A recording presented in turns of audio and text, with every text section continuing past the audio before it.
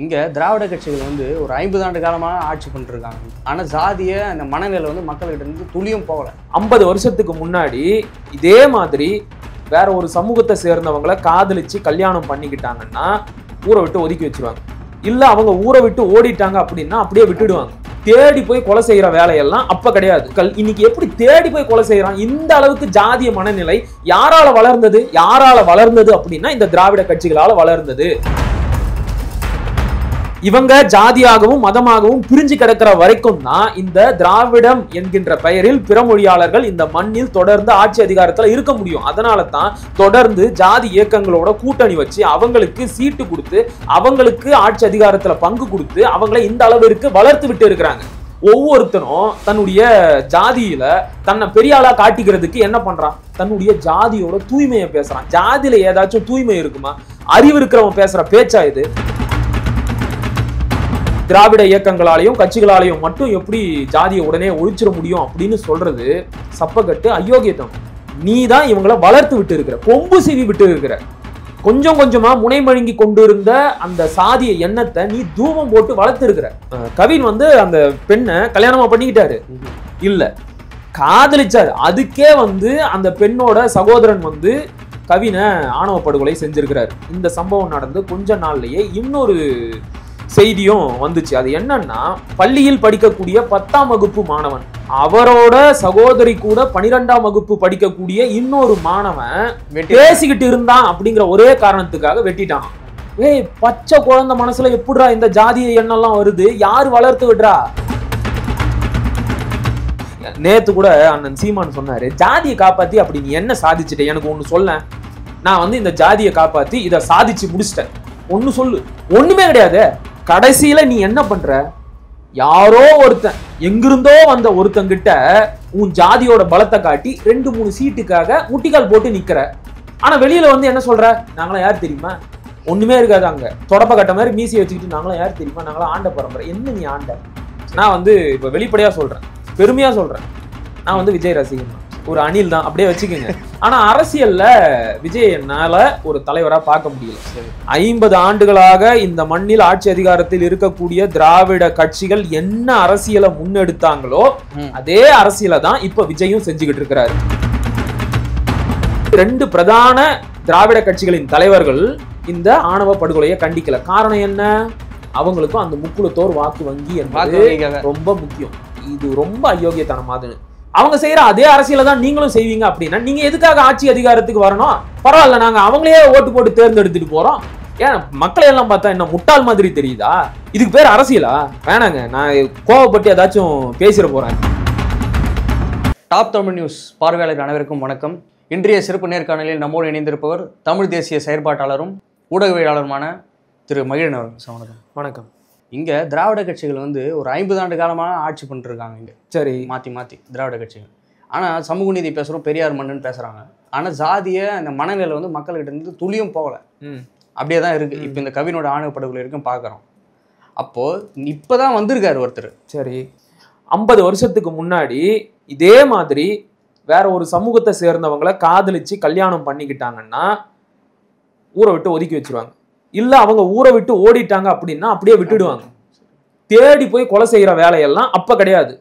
அப்ப 50 வருஷத்துக்கு முன்னாடி சரி ஓகேப்பா, பொண்ணு ஏதோ கல்யாணம் பண்ணிருச்சு, விட்டுருவோம் அது இஷ்டத்துக்கு அப்படின்னு விட்ட மக்கள் இன்னைக்கு எப்படி தேடி போய் கொலை செய்யறான்? இந்த அளவுக்கு ஜாதிய மனநிலை யாரால வளர்ந்தது அப்படின்னா இந்த திராவிட கட்சிகளால வளர்ந்தது. தமிழனை இந்த ஜாதி மதத்தை வச்சு பிரிச்சு பிளந்து போடுறதுல இந்த திராவிட கட்சிகளுக்கு மிகப்பெரிய லாபம் இருக்கு. இவங்க ஜாதியாகவும் மதமாகவும் பிரிஞ்சு கிடக்கிற வரைக்கும் தான் இந்த திராவிடம் என்கின்ற பெயரில் பிற மொழியாளர்கள் இந்த மண்ணில் தொடர்ந்து ஆட்சி அதிகாரத்துல இருக்க முடியும். அதனால தான் தொடர்ந்து ஜாதி இயக்கங்களோட கூட்டணி வச்சு அவங்களுக்கு சீட்டு கொடுத்து அவங்களுக்கு ஆட்சி அதிகாரத்துல பங்கு கொடுத்து அவங்களை இந்த அளவிற்கு வளர்த்து விட்டு இருக்கிறாங்க.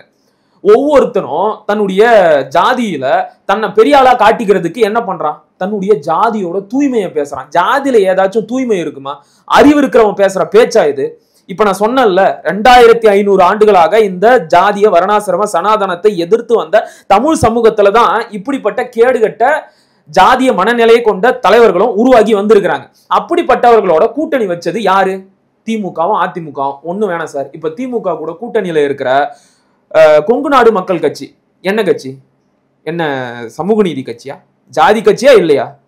அந்த கட்சியை சேர்ந்த ஒருத்தர் ஒடுக்கப்பட்ட சமூக மக்களுக்கு எதிராக இப்படியெல்லாம் பேசி இருக்கிறாரே அப்படின்னு மக்கள் வெளிச்சம் போட்டு காட்டினாங்க. அவரை வேட்பாளரா அறிவிச்சாங்க. கடந்த தேர்தல் மக்கள் அழுத்தம் கொடுத்த பிறகுதான் அவரை வேட்பாளரா அறிவிக்கிறதுல இருந்து மாத்தி வேற ஒருத்தரை அந்த தொகுதியில நிப்பாட்டினாங்க.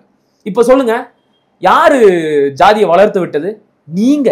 அப்ப 50 வருஷம் ஆட்சி அதிகாரத்துல இருக்கிற திராவிட இயக்கங்களாலையும் கட்சிகளாலையும் மட்டும் எப்படி ஜாதியை உடனே ஒழிச்சிட முடியும் அப்படின்னு சொல்றது சப்பக்கட்டு, அயோக்கியத்தனம். நீ தான் இவங்களை வளர்த்து விட்டு இருக்கிற, கொம்பு சீவி விட்டு இருக்கிற. கொஞ்சம் கொஞ்சமா முனைமழுங்கி கொண்டு இருந்த அந்த சாதிய எண்ணத்தை நீ தூவம் போட்டு வளர்த்து இருக்கிற. இப்ப அம்பேத்கர் சொல்லியிருக்கிறாரு, சாதி ஒழியணும், சாதி படிநிலை ஒழியணும் அப்படின்னா அதுக்கு பல செயல் திட்டங்கள் இருக்கு. முதல் செயல் திட்டம் என்ன? சாதிகளுக்குள்ள கலப்பு திருமணம், சாதி மறுப்பு திருமணம். 50 வருஷத்துக்கு முன்னாடி ஜாதி மாதிரி திருமணம் பண்ணும்போது அதை அனுமதித்த இந்த தமிழ் சமூகத்துக்குள்ள இப்ப எப்படி இப்படிப்பட்ட ஆணவ படுகொலை எல்லாம் நடக்குது? கல்யாணம் கூட இல்ல, காதலிச்சாலே. கவின் வந்து அந்த பெண்ணை கல்யாணமா பண்ணிக்கிட்டாரு இல்ல, காதலிச்சாரு. அதுக்கே வந்து அந்த பெண்ணோட சகோதரன் வந்து கவினை ஆணவ படுகொலை செஞ்சிருக்கிறார். இந்த சம்பவம் நடந்து கொஞ்ச நாள்ல முடிச்சிடறேன். இந்த சம்பவம் நடந்து கொஞ்ச நாள்லயே இன்னொரு செய்தியும் வந்துச்சு. அது என்னன்னா, பள்ளியில் படிக்கக்கூடிய 10ஆம் வகுப்பு மாணவன், அவரோட சகோதரி கூட 12ஆம் வகுப்பு படிக்கக்கூடிய இன்னொரு மாணவன் பேசிக்கிட்டு இருந்தான் அப்படிங்கிற ஒரே காரணத்துக்காக வெட்டிட்டான். ஏய், பச்சை குழந்தை மனசுல எப்படிடா இந்த ஜாதிய எண்ணெல்லாம் வருது? யாரு வளர்த்து விடுறா? இப்போ இதுக்கு இந்த ஆணவ படுகொலைக்கும் ஆதரவா சில தரப்பு மக்கள் வந்து, சில தரப்பு நாங்க தான் அந்த ஜாதிக்கு வந்து பாதுகாவலன்ற மாதிரி சொல்ற சில நபர்கள் இதுக்கு வந்து ஆதரவா பேசுறாங்க. அவங்களையெல்லாம் நான் மனுஷனாவே மதிக்கிறது கிடையாது. அதுங்கெல்லாம் மனுஷ ஜென்மத்திலே சேர்த்துக்கிறது கிடையாது. நேத்து கூட அண்ணன் சீமான் சொன்னாரு, ஜாதியை காப்பாத்தி அப்படி நீ என்ன சாதிச்சுட்ட? எனக்கு ஒண்ணு சொல்ல. நான் வந்து இந்த ஜாதியை காப்பாத்தி இதை சாதிச்சு முடிச்சிட்டேன். ஒண்ணு சொல்லு, ஒண்ணு சொல்ல. ஒண்ணுமே கிடையாது. கடைசியில நீ என்ன பண்ற? யாரோ ஒருத்தன், எங்கிருந்தோ வந்த ஒருத்தங்கிட்ட உன் ஜாதியோட பலத்தை காட்டி 2-3 சீட்டுக்காக முட்டிக்கால் போட்டு நிக்கிற. ஆனா வெளியில வந்து என்ன சொல்ற? நாங்களாம் யார் தெரியுமா? ஒண்ணுமே இருக்காது. அங்க தொடப்ப கட்ட மாதிரி மீசியை வச்சுக்கிட்டு நாங்களாம் யார் தெரியுமா? நாங்களாம் ஆண்ட பரம்பரை. என்ன நீ ஆண்ட? உன் நாட்டையே வேற ஒருத்தன் ஆண்டுகிட்டு இருக்கான். அவங்கிட்ட போய் உன் ஜாதி பலத்தை சொல்லி சீட்டு வாங்குற. சமூக நீதி அரசு தானே இந்த திராவிட மாடல் அரசு. தமிழ்நாடு சட்டமன்றத்துல எத்தனை ஒடுக்கப்பட்ட சமூக மக்களுக்கு பிரதிநிதித்துவம் கொடுத்திருக்கிறாங்க? தமிழ்நாடு சட்டமன்றத்துல பறையர் சமூகத்தை சேர்ந்த மக்கள் எத்தனை பேரு எம்எல்ஏவா இருக்கிறாங்க? நான் வந்து திமுகவுல மட்டும் கேட்கல, திமுக அதிமுக எல்லா கட்சியும் சேர்த்து கேட்கிறேன். எத்தனை பேர் இருக்கிறாங்க? எத்தனை பேர் இருக்கிறாங்க தெரியுமா? 2 விழுக்காடு. 2 விழுக்காடு. ஆனா அவங்க யாரு? தமிழ்நாட்டுல சிங்கிள் மெஜாரிட்டி கம்யூனிட்டி. வன்னியர்கள் வந்து இதே தான், அவங்களும் சிங்கிள் மெஜாரிட்டி கம்யூனிட்டி. அவங்க எத்தனை பேர் இருக்கிறாங்க? அதிகபட்சம் 1.5-2 விழுக்காடு கூட கிடையாது. எத்தனை அமைச்சர்கள் இருக்கிறாங்க? ஐயா துரைமுருகன் இருக்கிறாரு, அதுக்கப்புறம் வேற யாரு இருக்கிறாங்கன்னு எனக்கு நினைவுல இல்லை. அநேகமா சிவசங்கர் இருக்கிறாரு. ஆனா தமிழ்நாட்டில் 2011 ஜாதிவாரி மக்கள் தொகை கணக்கெடுப்பின் அடிப்படையில் வெறும் 5 விழுக்காடு மட்டுமே இருக்கக்கூடிய தெலுங்கர்கள் தமிழ்நாடு சட்டமன்றத்துல 25 விழுக்காடு அளவிற்கு பிரதிநிதித்துவம் வச்சிருக்கிறாங்க. இதுக்கு பேர் தான் சமூக நீதியா? இது வந்து தமிழனை அடிமைப்படுத்துகின்ற ஒரு செயல். அப்ப நாங்க வந்து ஜாதியை ஒழிச்சிடறோம் அப்படின்னு இந்த திராவிட கட்சிகள் சொல்றது எல்லாமே வெற்று வாய் வார்த்தைகள், நாடகம் மட்டும்தான். இவங்க பேசுறது எல்லாமே சப்பக்கட்டு தான். அதனால இவங்களை அப்படியே ஓரமா ஒதுக்கி வச்சிருவோம். 2வதா நீங்க கேட்டீங்க இல்லையா, இன்னொரு கேள்வி. புதுசா வந்திருக்கிறாரு விஜயை பத்தி என்ன கேட்டீங்க? ஆமா, இப்பதானே வந்திருக்காரு. உடனே 50 வருஷமா ஆட்சி பண்றவங்களாலே அந்த மனநிலையை போக்க முடியல. இப்பதான் வராரு. அவரை முதலியே வந்து முட்டுக்கட்டை போட்டு தடுக்க. 50 வருஷமா இருக்கிறவங்க என்ன பண்ணாங்க? அவர் யார சொல்றாரு? தலைவரா? நீங்க சொல்ற அந்த புரட்சியாளர் அம்பேத்கரை சொல்றாரு இல்ல, காமராஜரை சொல்றாரு கொள்கை தலைவரா? சரி, எல்லாத்த பத்தியுமே விரிவா சொல்றேன். 50 வருஷமா இருக்கிறவங்களாலேயே எதுவும் பண்ண முடியல, இப்பதான் வந்திருக்கிறாரு, உடனே அவரை அட்டாக் பண்றீங்க அப்படின்னு கேக்குறீங்க. எனக்கு ஒன்னும் வேண்டுதல் கிடையாது, நான் வெளிப்படையா சொல்றேன். ஏன் இன்னும் பெருமையா கூட சொல்றேன். அதே நாம் தமிழர் கட்சி திரு சீமான் ஒன்னு ஒன்னா போலாம். ஆமா, அண்ணன் சொன்னாரு, எல்லாமே நான் ஒத்துக்கிறேன், இல்லைன்னா மறுக்கல. நம்ம ஒண்ணு போலாம், ஏன்னா நேயர்களுக்கு புரியாது. நான் வந்து இப்ப வெளிப்படையா சொல்றேன், பெருமையா சொல்றேன், நான் வந்து விஜய் ரசிகன் தான். ஒரு அணில் தான், அப்படியே வச்சுக்கோங்க. ஆனா அரசியல்ல விஜய் என்னால ஒரு தலைவரா பார்க்க முடியல. சரி, 50 ஆண்டுகளாக இந்த மண்ணில் ஆட்சி அதிகாரத்தில் இருக்கக்கூடிய திராவிட கட்சிகள் என்ன அரசியலை முன்னெடுத்தாங்களோ அதே அரசியலை தான் இப்ப விஜயும் செஞ்சுக்கிட்டு இருக்கிறாரு. இப்ப கவினோட ஆணவ படுகொலைய யார் யாரெல்லாம் கண்டிக்கல? ஒரு பட்டியல் சொல்லுங்க. ஐயா ஸ்டாலின் கண்டிச்சாரா? கண்டிக்கல. ஐயா எடப்பாடி கண்டிச்சாரா? கண்டிச்சாரு. ராத்திரி 10 மணிக்கு ஒரு அறிக்கை வந்துச்சுன்னு நினைக்கிறேன். அந்த அறிக்கை கூட பெருசா யாருக்கும் தெரியல. இப்படி 2 பிரதான திராவிட கட்சிகளின் தலைவர்கள் இந்த ஆணவ படுகொலையை கண்டிக்கல. காரணம் என்ன? அவங்களுக்கும் அந்த முக்குளத்தோர் வாக்கு வங்கி என்பது ரொம்ப முக்கியம். இது ரொம்ப அயோக்கியத்தனமானது. இது ரொம்ப அயோக்கியத்தனமானது. நான் முதல்லயே சொன்ன மாதிரி யாரோ ஒருத்தன் பண்ண தப்புக்காக ஒட்டுமொத்த சமூகமே இப்படிதான் அப்படிங்கிற ஒரு கட்டமைப்பு செய்யறது ரொம்ப தப்பு. அது ஒரு பக்கம் இருக்கட்டும். இப்ப இவங்கெல்லாம் வாக்கு வங்கிக்காக அமைதியா இருக்கிறாங்கல்ல, விஜயும் அதே வாக்கு வங்கிக்காகத்தானே அமைதியா இருக்கிறாரு. அப்புறம் நீங்க என்ன சார் மாற்று? அவங்க செய்யற அதே அரசியலை தான் நீங்களும் செய்வீங்க அப்படின்னா நீங்க எதுக்காக ஆட்சி அதிகாரத்துக்கு வரணும்? பரவாயில்ல, நாங்க அவங்களையே ஓட்டு போட்டு தேர்ந்தெடுத்துட்டு போறோம். என்ன அரசியல் இதெல்லாம் நான் கேட்கிறேன்.